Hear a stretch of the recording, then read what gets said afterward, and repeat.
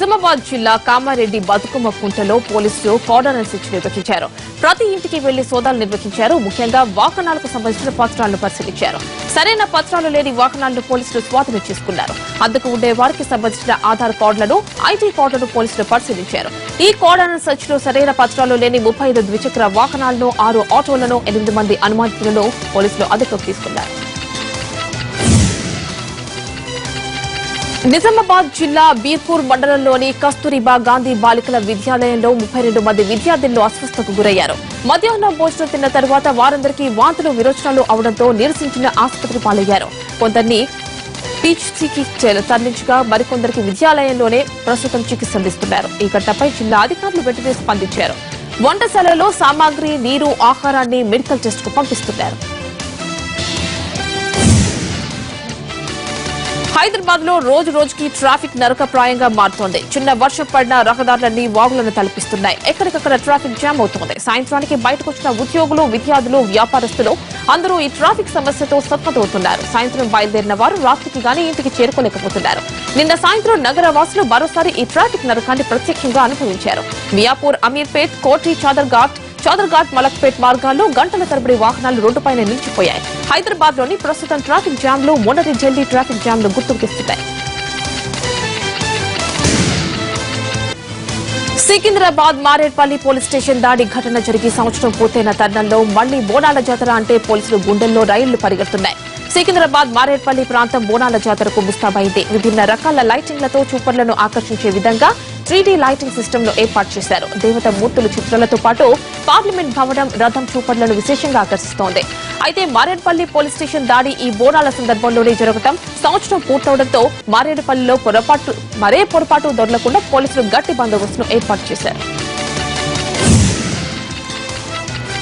కర్నూలులోని నీలం సంజీవరెడ్డి ప్రాజెక్ట్ లో జలకళ సంతరించుకుంది. శ్రీశైలం రిజర్వాయర్ ఎగువ పరివాహక ప్రాంతాల నుండి 44,000 క్యూసెక్కుల వరద నీరు వచ్చి చేరుతోంది. గత 24 గంటల్లో రిజర్వాయర్ లోకి 4 టీఎంసీల నీరు వచ్చి చేరింది. దీంతో 5 అడుగుల నీటి మట్టం పెరిగింది. రిజర్వాయర్ గరిష్ట స్థాయి నీటి మట్టం 885 అడుగులు కాగా ప్రస్తుతం 817 అడుగులకు చేరింది.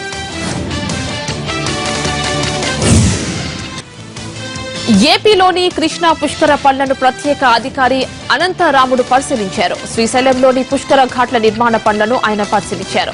ముందుగా శ్రీ బ్రహ్మరాంబిక మల్లికార్జున స్వామివారిని దర్శించుకుని ప్రత్యేక పూజలు చేశారు. ఆ తర్వాత పాతాళ గంగలోని నూతన పుష్కర ఘాట్లను, పాత మెట్ల మరమ్మతు పనులను పరిశీలించారు.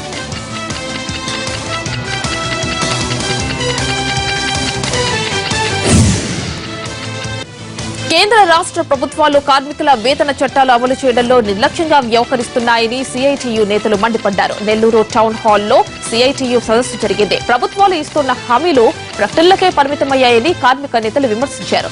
ప్రభుత్వాలపై కార్మిక వర్గాలు పోరాడాల్సిన సమయం ఆసన్నమైందని వారు పిలుపునిచ్చారు. సెప్టెంబర్ 2న జరిగే అఖిల భారత సమ్మెకు అంతా జయప్రదం చేయాలని నేతలు కోరారు. పాత బస్తీలోని చారిత్రక ఆలయాల్లో ఈ రోజు బోనాల వేడుకలు ప్రారంభం కానున్నాయి. ఈ వేడుక కోసం ఇప్పటికే పలు ఆలయాలను సుందరంగా ముస్తాబు చేశారు. విద్యుత్ దీపాలంకరణలతో ఆయా ఆలయాలు దగదగలాడిపోతున్నాయి. ప్రధాన ఆలయాల దగ్గర జనపద కళారూపాల ప్రదర్శనకు ప్రత్యేక వేదికలు ఏర్పాటు చేశారు.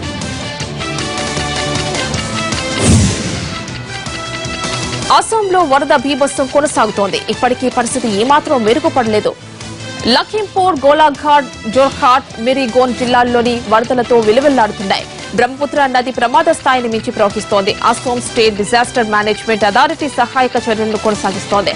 వరద ప్రభావిత ప్రాంతాల్లో ఏరియల్ సర్వే నిర్వహించిన కేంద్ర హోంమంత్రి రాజ్నాథ్ సింగ్ బాధితులకు అండగా ఉంటామన్నారు.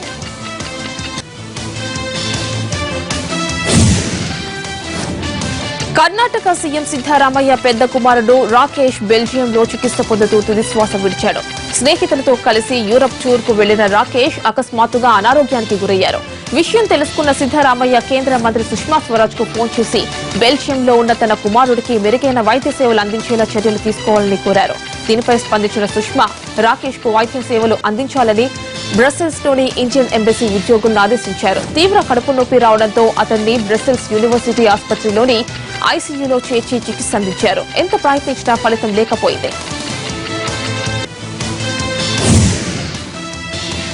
ప్రపంచ ప్రపంచ మార్కెట్ల సానుకూల ప్రభావంతో భారత్లో బంగారు నగల వ్యాపారుల నుంచి కొనుగోళ్లు ఊపందుకున్నాయి. దీంతో ఒకరోజు ₹540 పెరిగి పసిడి ధర 29 నెలల గరిష్టానికి చేరుకుంది. నిన్న రాత్రి బులియన్ మార్కెట్లో 10 గ్రాముల బంగారం ధర ₹31,340గా ఉంది. మరోవైపు వెండి ధర మాత్రం స్వల్పంగా తగ్గింది.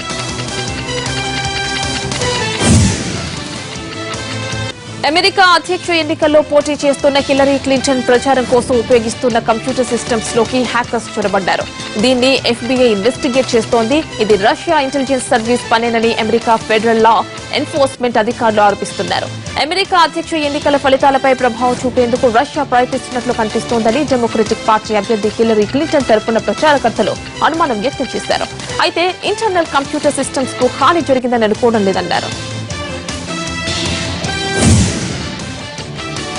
రెండో టెస్టులోనూ విరాట్ సేన దూకుడు చూపిస్తోంది. తొలి ఇన్నింగ్స్ లో విండీస్ తో కేవలం 196 పరుగులకే ఆల్అౌట్ చేసిన భారత్ బ్యాటింగ్ లోనూ పై చేయి సాధించింది. ధవన్ 27 పరుగులకే అవుట్ అయిన పుజారా రాహుల్ జోడీ అదరగొడుతోంది. మురళీ విజయ్ గాయం కారణంగా దూరం అవడంతో జట్టులోకి వచ్చిన రాహుల్ అదుర్సనిపించాడు. ఓపిక్ గా బ్యాటింగ్ చేసిన రాహుల్ 75 పరుగులతో అజేయంగా నిలిచాడు. 18 పరుగులతో పుజారా కూడా క్రీజ్ లో సెటిల్ అయ్యాడు. దీంతో తొలి రోజు ఆట ముగిసే సమయానికి భారత్ వికెట్ నష్టానికి 126 పరుగులు చేసింది.